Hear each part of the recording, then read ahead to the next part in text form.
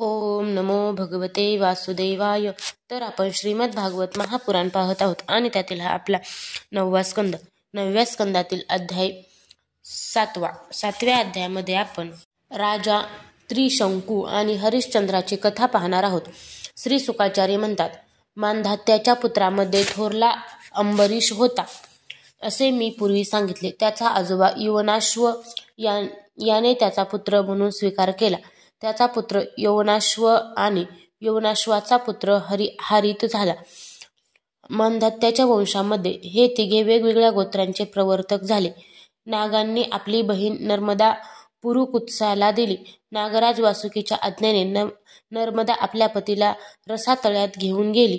तेथे भगवंताच्या शक्तीने संपन्न होऊन वध करण्यायोग्य गंधर्वांना पुरुकुत्साने मारले. यावर नागराजाने प्रसन्न होऊन पुरुकुत्साला वर दिला की जो या प्रसंगाचे स्मरण करील त्याला सापांपासून भीती राहणार नाही.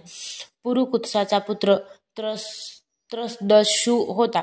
त्याचा पुत्र अनरण्य झाला. अनरण्याचा हर्यश्व, त्याचा अरुण आणि अरुणाचा त्रिबंधन पुत्र झाला. त्रिबंधनाचा पुत्र सत्यव्रत, हाच सत्यव्रत श्रीशंकू नावाने विख्यात झाला. त्याच्या पित्याच्या शापाने त्रिशंकू जरी चांडाळ झाला होता तरी विश्वामित्राच्या प्रभावाने तो शरीरासह स्वर्गात गेला. देवांनी त्याला तिथेच ढकलून दिले तेव्हा तो खाली डोके करून पडला. परंतु विश्वामित्रांनी आपल्या तपोबलाने त्याला आकाशात स्थिर केले. तो अजूनही आकाशात लटकत असलेला दिसतो. त्रिशंकूचा पुत्र हरिश्चंद्र, विश्वामित्र आणि वशिष्ठ यांनी याच्यासाठी एकमेकांना शाप देऊन ते पक्षी झाले आणि कित्येक वर्षपर्यंत लढत राहिले. हरिश्चंद्राला संतान नव्हते म्हणून तो अतिशय उदास असे. नारदाच्या उपदेशानुसार तो वरुणांना शरण गेला आणि त्याने प्रार्थना केली की प्रभू मला पुत्र प्राप्ती व्हावी. महाराज जर मला शूर पुत्र झाला तर त्यानेच मी आपला यज्ञ करेन. वरुण म्हणाले, ठीक आहे. तेव्हा वरुणांच्या कृपेने हरिश्चंद्राला रोहित नावाचा पुत्र झाला.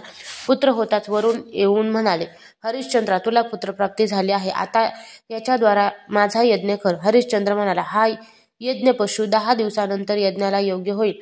10 दिवसानंतर वरुण पुन्हा येऊन म्हणाले, आता माझा यज्ञ कर. हरिश्चंद्र म्हणाला, जेव्हा या यज्ञ पशुच्या तोंडात दात येतील तेव्हा तो यज्ञाला योग्य होईल.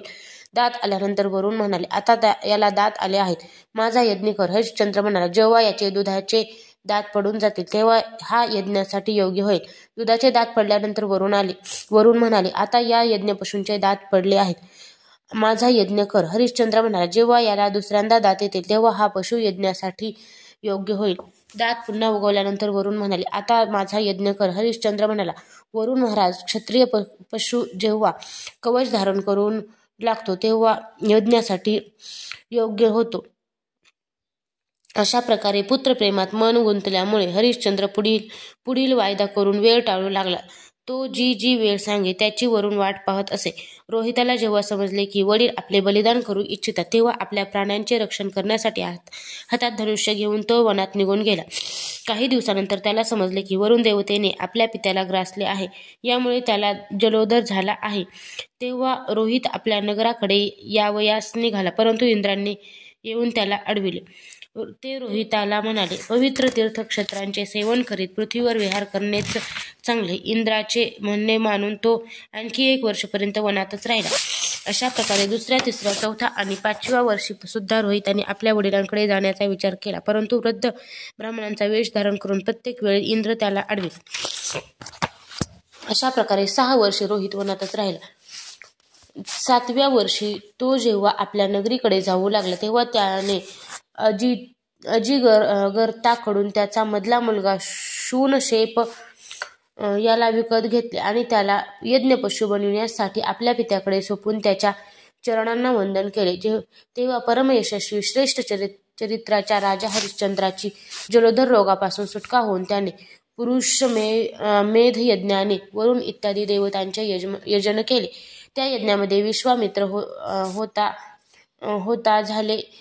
झाले, संयमी जमदग्नी अध्वर्यू झाले, वशिष्ठ ब्रह्मदेव झाले. त्यावेळी इंद्रांनी प्रसन्न होऊन हरिश्चंद्राला एक सोन्याचा रथ दिला. शूरशेपाचे महात्म्य मी नंतर वर्णन करीन.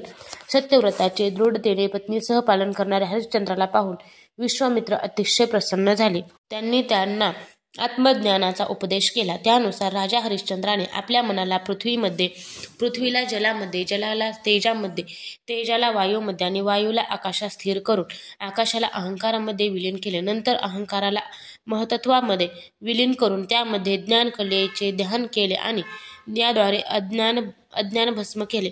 यानंतर निर्वाण सुखाच्या अनुभूतीने त्या ज्ञान कलेचा सुद्धा त्याने त्याग केला आणि सर्व बंधनातून मुक्त होऊन जे स्वरूप कोणत्याही प्रकारे सांगता येत नाही आणि ज्या संबंधी कोणत्याही प्रकारचे अनुमान केले जाऊ शकत नाही त्या आपल्या स्वरूपात तो स्थिर झाला. अध्याय 7 समाप्त.